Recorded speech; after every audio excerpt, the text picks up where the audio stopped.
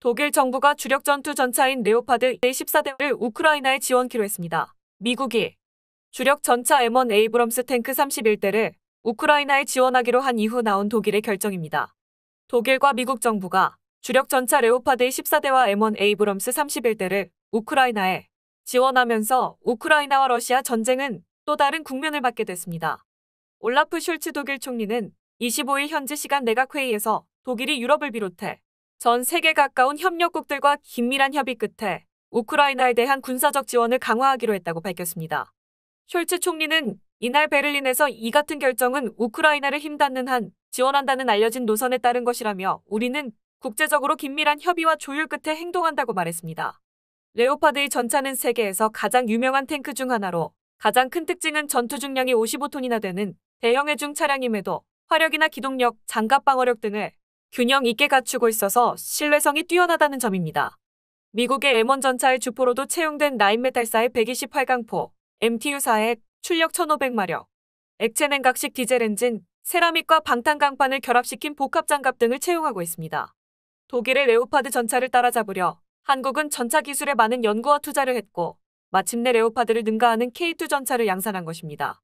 문제는 우크라이나의 전차를 지원할 나라가 독일과 미국뿐만이 아니란 점입니다. 영국, 네덜란드, 스페인, 폴란드 등이 자국이 보유한 전차를 우크라이나에 보낼 움직임을 보이고 있습니다. 특히 폴란드는 최근 우리나라 K2 전차를 수입했기에 어떤 전차를 우크라이나에 보낼지 관심이 쏠립니다. 아무튼 독일과 영국을 비롯한 유럽 국가들이 우크라이나에 직접 무기를 공급하면서 지난 11개월간 절제했던 나토 연합이 직접적으로 우크라이나와 러시아 전쟁에 참여하는 모양새가 됐습니다.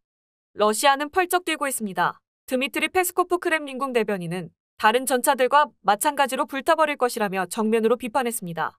앞서 러시아의 하원 의장은 미국 등 서방이 우크라이나에 무기를 계속 공급하면 세계적인 재앙을 초래할 것이라며 경고했습니다.